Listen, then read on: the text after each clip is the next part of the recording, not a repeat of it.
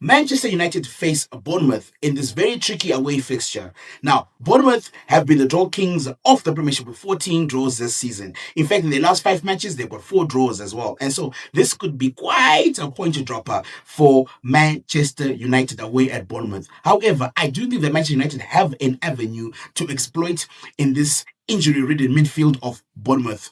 So let's look at what can cause Manchester United to win this game, what can cause Bournemouth to lose this game, what threats, if any, Bournemouth cause the Manchester United defense, and how we can exploit the weaknesses that Bournemouth pose. Now, like always, please leave your comment down below and like and subscribe. It really does help the channel.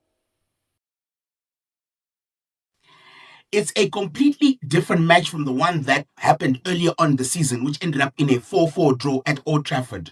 Firstly, Manchester United have a completely new coach in Michael Carrick, having blown through 2 coaches in the interim coach Darren Fletcher and Ruben Amorim earlier on this season. So it's a new coach, which with the new coach comes new tactics and new players, right? And so in terms of new tactics, Manchester United now employ a 4-3-3 or 4-4-2, basically or more technically fluid than we were under Ruben Amorim, who was very rigid in his back three.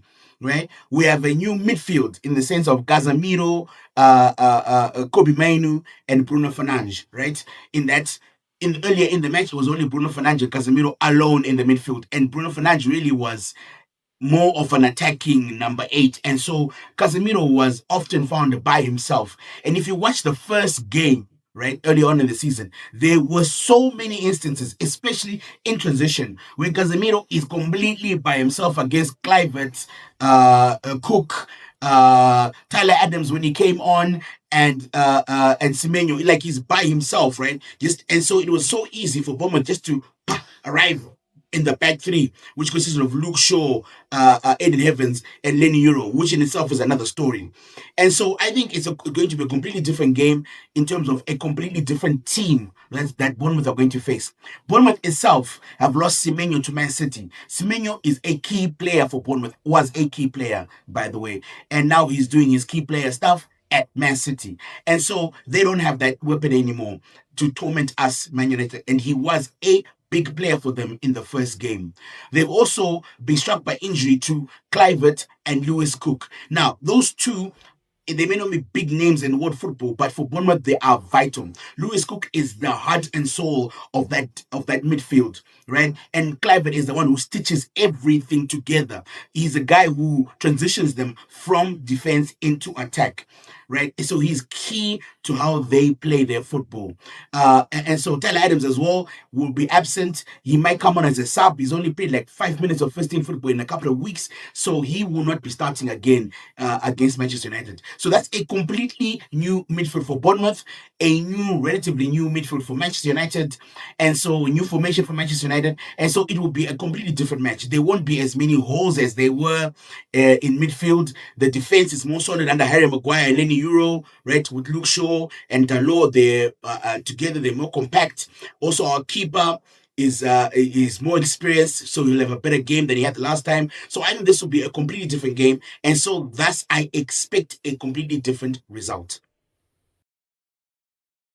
Let's talk about Sonny Lemons, right? His first, in the beginning of the season, when he faced Bournemouth, he did not cover himself in any glory. And because it was his first couple of matches, we really didn't, we didn't hold him too responsible for that performance. But it was a very poor performance by his standards, by any standards, really, from a goalkeeper, right? Let's talk about the free kick.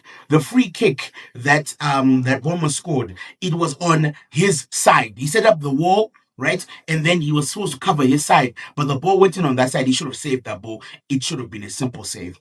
And then the first goal by Semenyo as well, the ball that was hit across him, he seemed to be very flat-footed. In fact, this game, all goals, he seemed to be very flat-footed, right? He wasn't as spry and as athletic as he normally was. And we forgave him simply because of the 2 saves he made at the end, right? Against Brooks at the end. And so we forgave him for his performance. So this is another thing that I think will change in this fixture. Sonny Lemons will be is turned out to be a key player for us. He turned out to be a very excellent defender. And so I don't think he'll make the same mistakes he made in the first in the first match earlier on in the season against Bournemouth. So I anticipate that our defense will be far more solid than it was. I don't see us shipping another 4 goals in this game. And I think our keeper, who's more experienced, more confident, will marshal that defense very well. And so I don't anticipate another 4 goal thriller against Manchester United this time for Bournemouth. This could be a very tricky fixture for Manchester United, and it's got draw written all over it. Bournemouth are a high intensity, high energy, high press team. They love to press. They love to force the opposition into making mistakes. And once they get the ball off you, my goodness, the intensity doesn't stop there. They will have runners coming out of everywhere to increase numbers in your penalty box. And so Manchester United have to guard against making stupid mistakes. I'm looking at you, Ahmad. I'm looking at you, Dalot. Right? Ahmad made some stupid mistakes last week against Aston Villa and was lucky not to get punished, right? Giving the ball away in vulnerable positions. Dalot seems to think quite slowly, although his game against Villa, he was very good. But in normal circumstances, he doesn't really think very quickly. He's not the brightest tool in the shed, right? And so these players are going to be vulnerable to the harassment, the harassing, the pressing of Bournemouth. And so we have to make quick decisions, solid decisions, right? And therefore, once you make the decision, you need to move, pass and move, pass and move, pass and move. And that's how you can beat Bournemouth. Another way I think of beating Bournemouth is through set pieces. Man United are very good at set pieces. I think we are third on the table, only behind Tottenham and Arsenal in terms of goals scored from set pieces, from corners. And so that's a strength of ours and a weakness of Bournemouth's, right? In which we could take advantage. We also have Bruno Fernandes, who is in form. And I think through his crosses and through his through balls, he can cause a lot of havoc through Cunha, Sesko, and Mbeumo Ama, depending who plays. Yes, I will start Sesko this game. You're going to need him for the crosses into the box. And so this game is ours to lose. If we control the tempo of the game, we don't make it like a wild game where it's transitional game everywhere, it's fractured, loads of tackles, loads of yellow cards, the referee's blowing the whistle, it's end to end at times. Bournemouth will win that game. But if we play the game that we want, the game that Carrick wants to play, I think that we can win this game very, very comfortably. Iriola is one of the names on the short list for Manchester United. And so this is a greatly motivating factor for him. He will want to win this game because, of course, he'll be advertising himself to the Manchester United board, right? And so we can expect a lot of energy from Bournemouth, especially in the first 20 minutes, because he will have his boys motivated to win this game. He will have marked this game on the calendar because he wants to win the Manchester United job, doesn't he? And so we need to be careful of that because there will be an extra incentive for the manager to win this game above and beyond what he would already have been motivated to do. In conclusion, this really is a vital match for Manchester United's ambitions.